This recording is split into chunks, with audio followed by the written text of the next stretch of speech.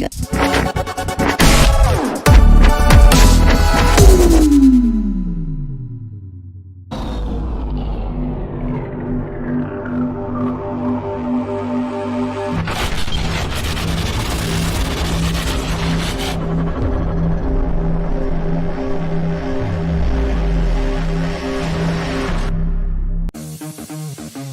raw, and uncut. It's time for Easy Talk Live with Eric Zuley and Dr. Dante Sears. Influencers, celebrity guests, entrepreneurs, entertainment at its best.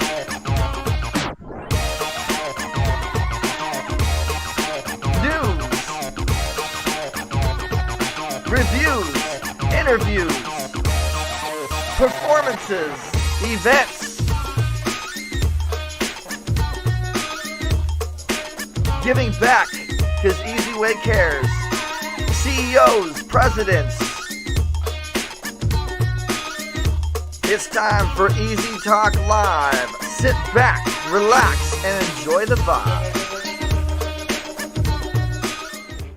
Everybody pull your mobile phones out and put your hands together for the Easy Talk Live Show. It's time to stop doing it the hard way and start doing it the easy way. Now here's your host, Eric Easy. Hey, what's going on, everybody?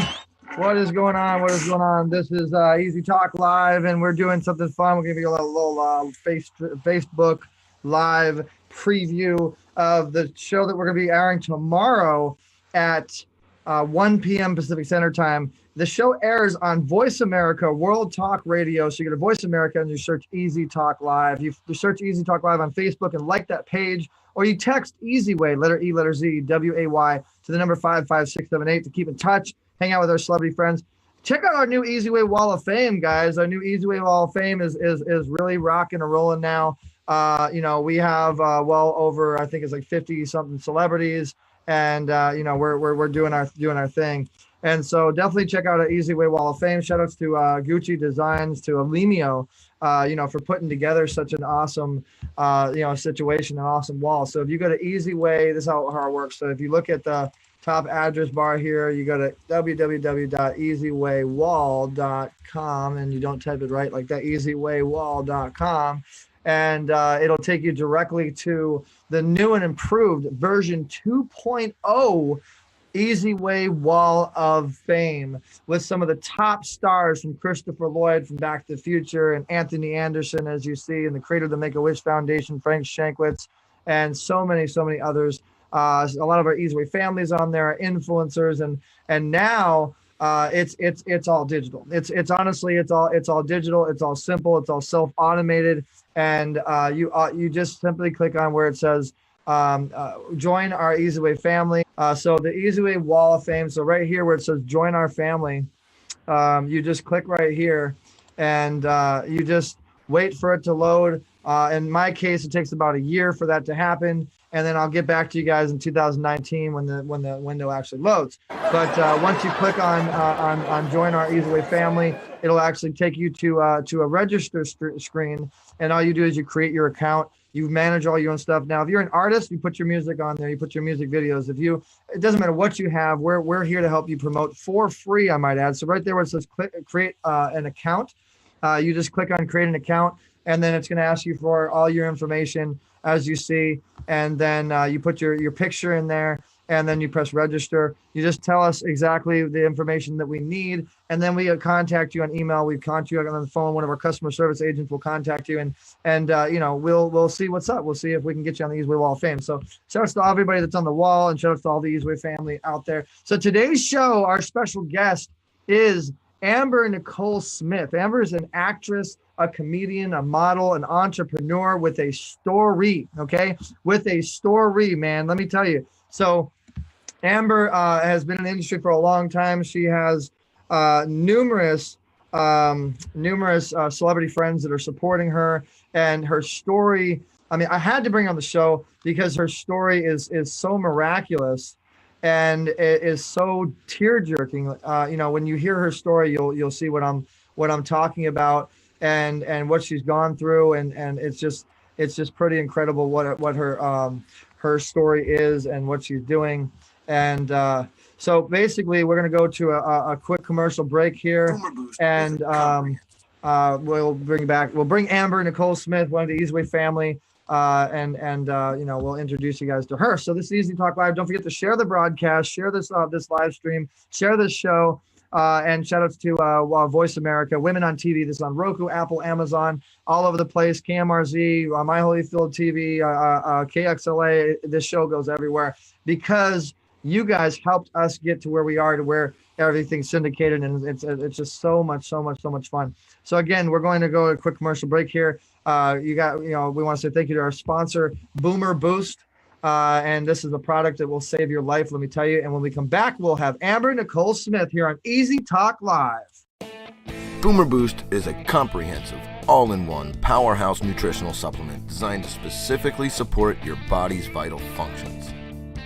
Boomer Boost is the result of years of research by numerous scientists and formulators, resulting in a comprehensive nutritional powder that contains all of your essential vitamins, minerals, amino acids, and even specialty nutrients in one easy-to-use drink.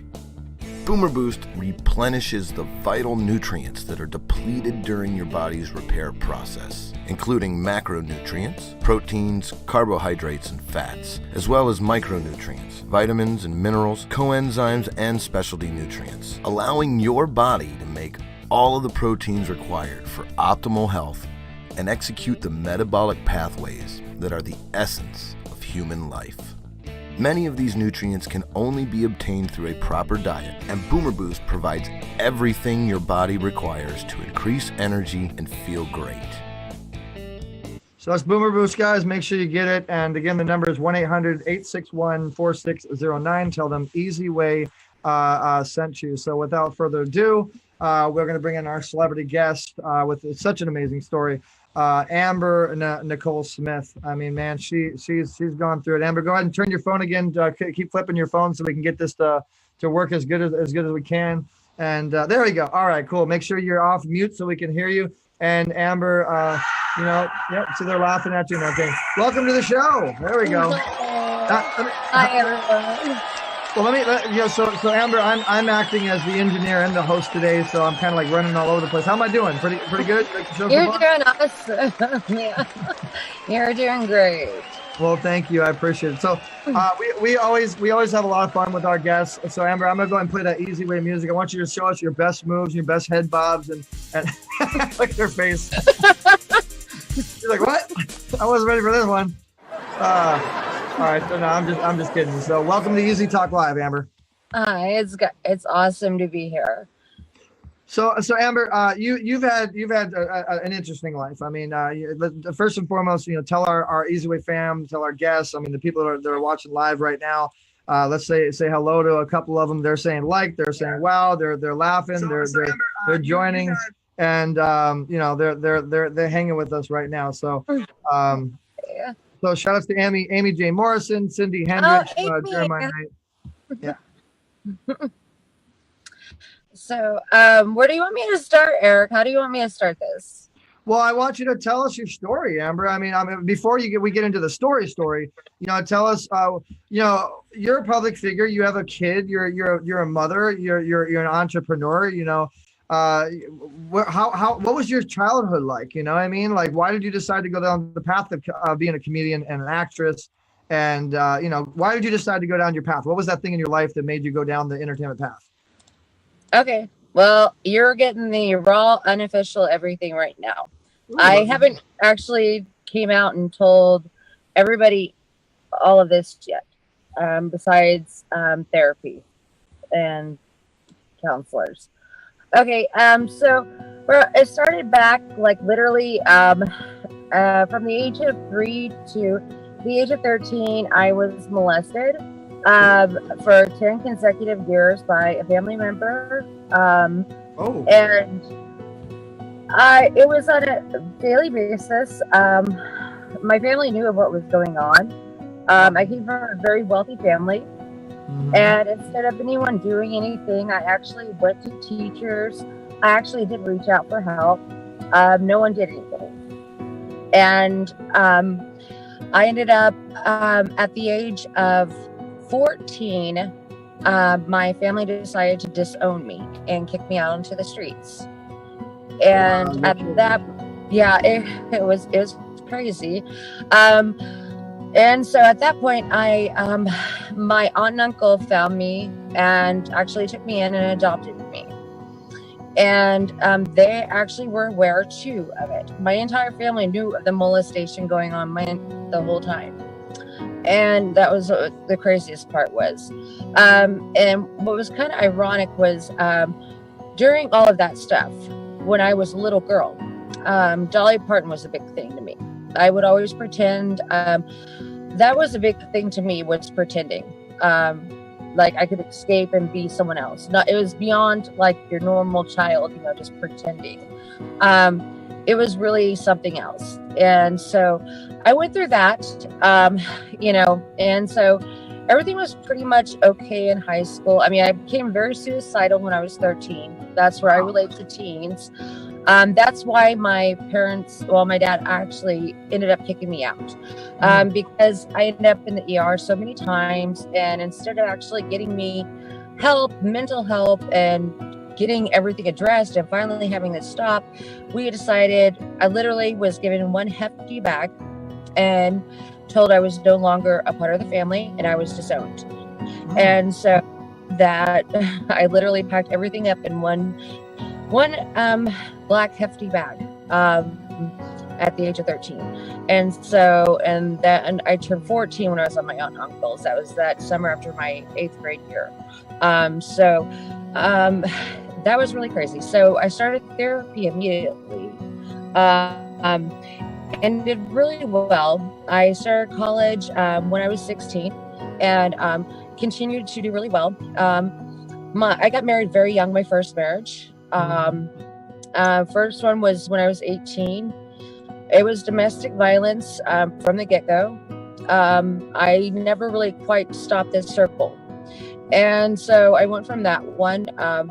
It lasted for about 7 years. I finally got out of that marriage to enter another one that was even more drastic. And the cycle continued. By my third marriage, which was another one, at this point, I was already working in healthcare for quite a while and stuff like that. And I had started to get into the industry and everything like that. Well, I could not get away from this man. Some people know who my third ex, whom he is, and his family. Some do not. Very powerful people. So it was extremely difficult for me to escape. I actually had to live in a domestic violence shelter for 6 months. I even did shows out of a domestic violence shelter for one actually was on Comedy Central. People did not know that I was actually living in a shelter and doing my shows. Wow. For safety, yes. Because it was so drastic, I didn't know what to do.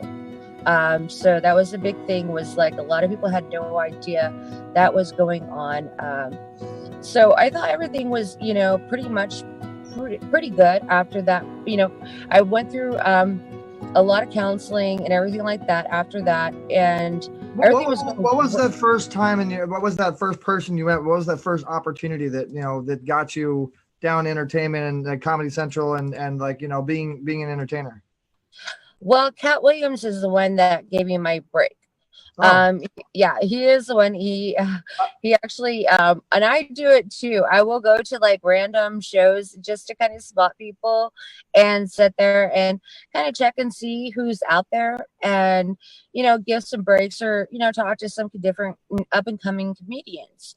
And I mean, he was really blunt, honest with me. He was like, you got it, but they're going to eat you alive. He was like, you're really naive, I can tell. Mm-hmm. And he was really, really became a big brother almost to me, and a role model to me. Kat, I have we have a good relationship. It's different. And so him, Steve Harvey, and the late, very missed Charlie Murphy. Those three men. Sorry, I have to yes, hear the name. those three men.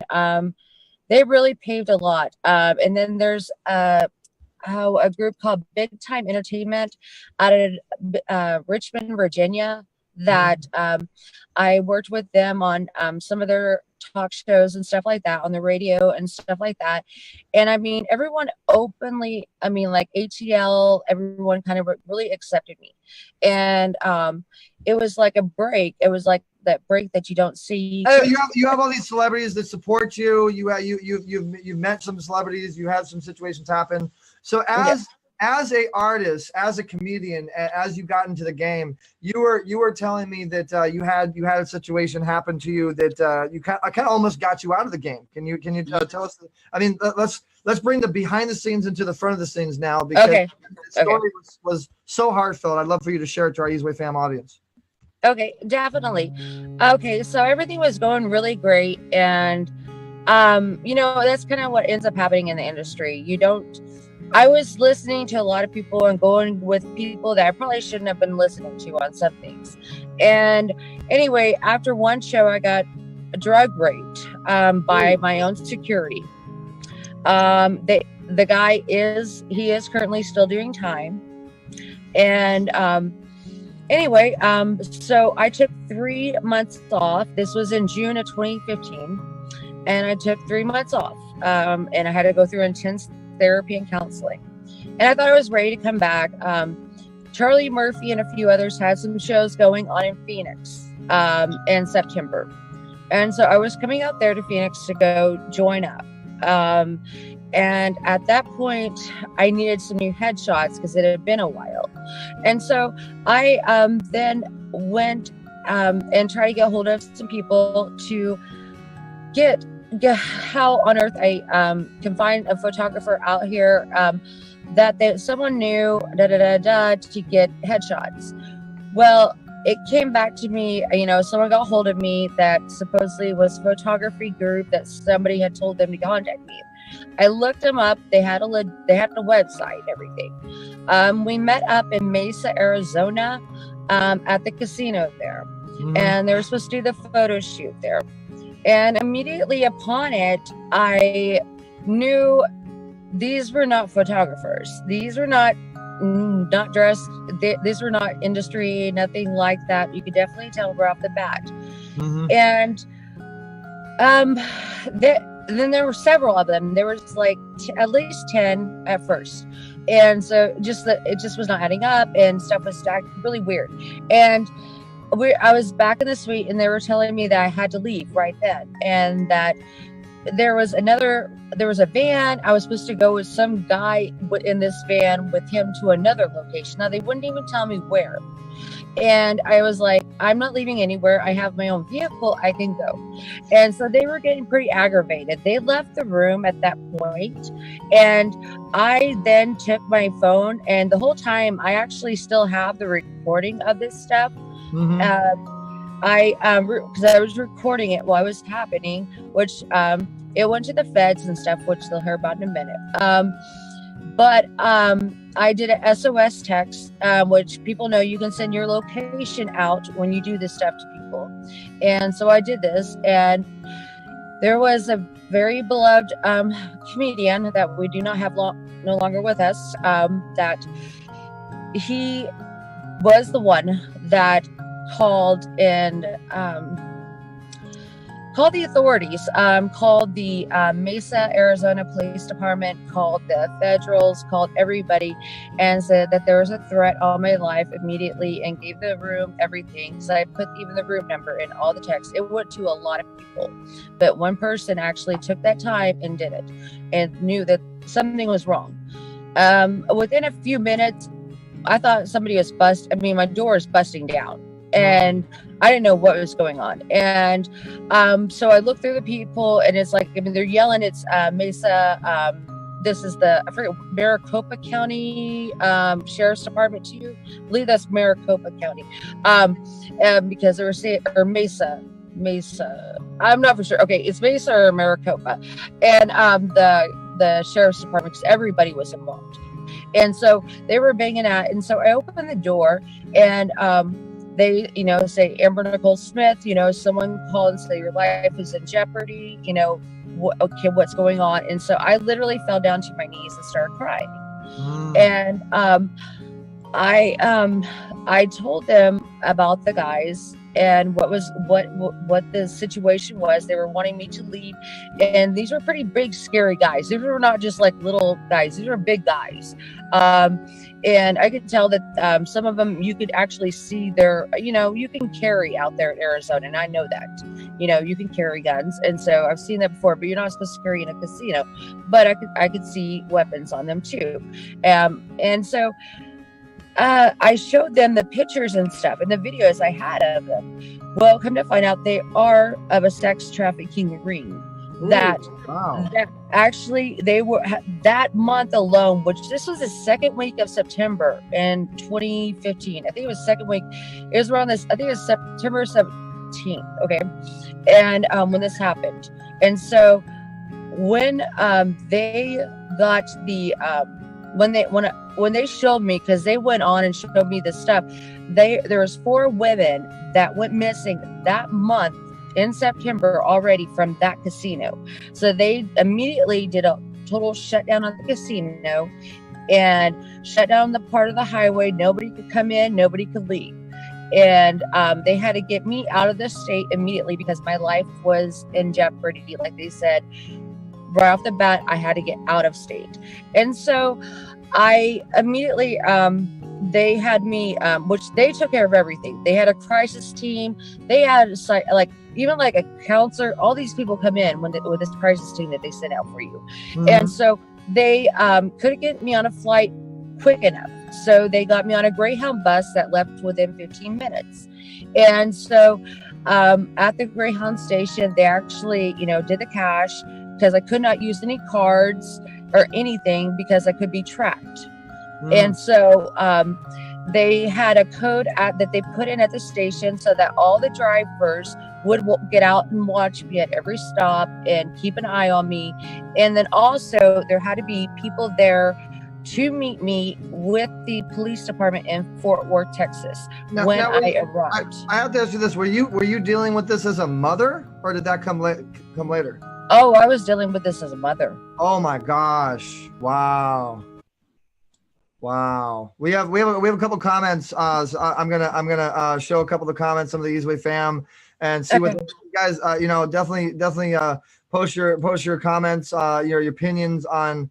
I mean, that's some. I'm just imagining that, man. That's some horrific stuff right there. To have someone that you care for, that you have to watch over, that you have to protect, and then be dealing with that. I mean, how did you keep your sanity? How'd you stay stable? After dealing with that much stuff, you know what I mean? Well, I thought, honestly, Eric, I had seen it all on my son.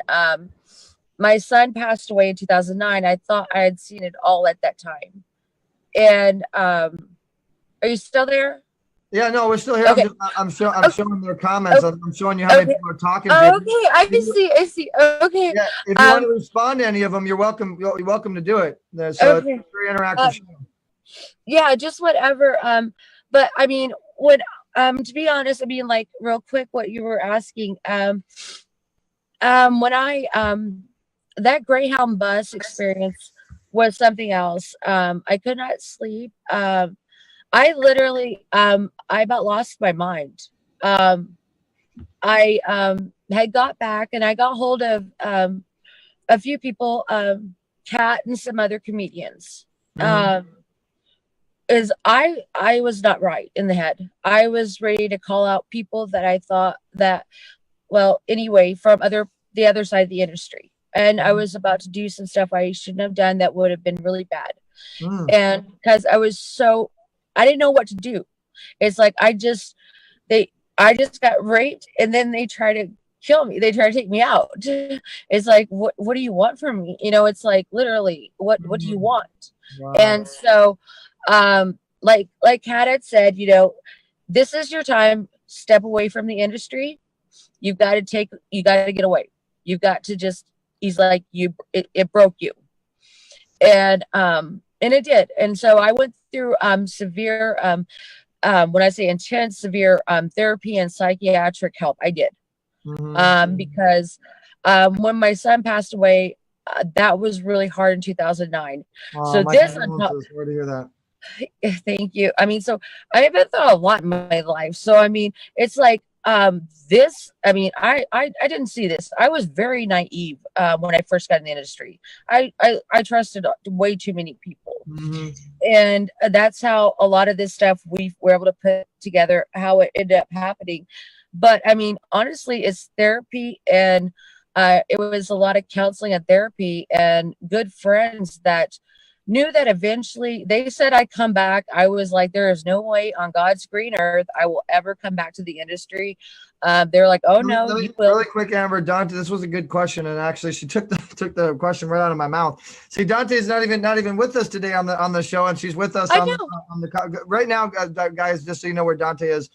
Dante is working on a very, very major deal right now with the deadline, so she wasn't able to make it on today's show. But her question is, oh my God, what happened to your son when you said your son passed away? Okay. Is that okay? Is that yeah, okay? It's okay. It's okay. It's okay. He actually this happened when I lived out in Las Vegas. He contracted rare streptococcus type of bacteria. It was a form of that bacteria.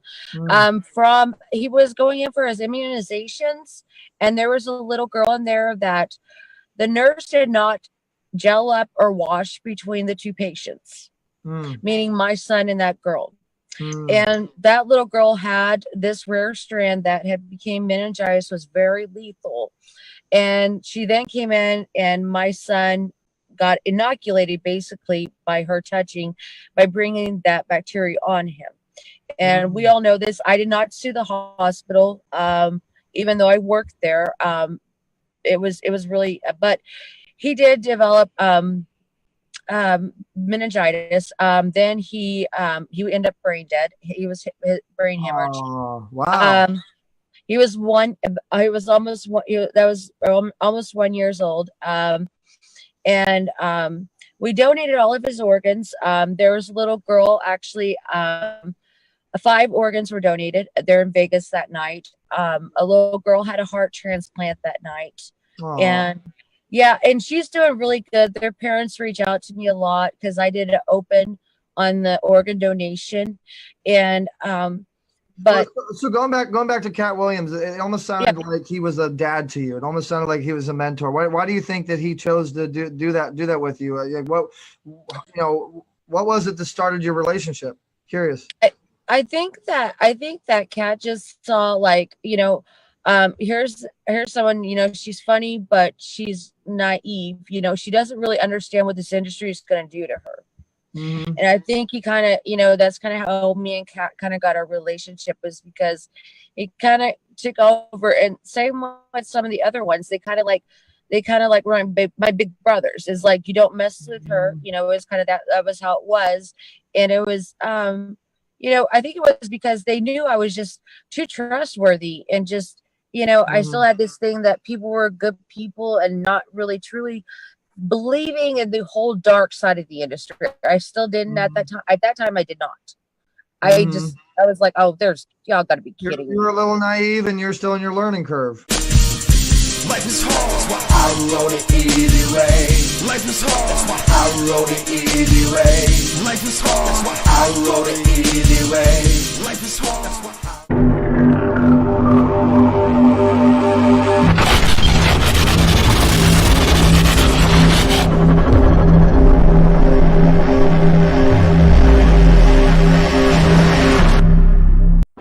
Thank you for watching EasyWay.tv. Be sure to text EasyWay to the number 55678. And don't forget to subscribe to EasyWay TV for more shows, interviews, and reviews.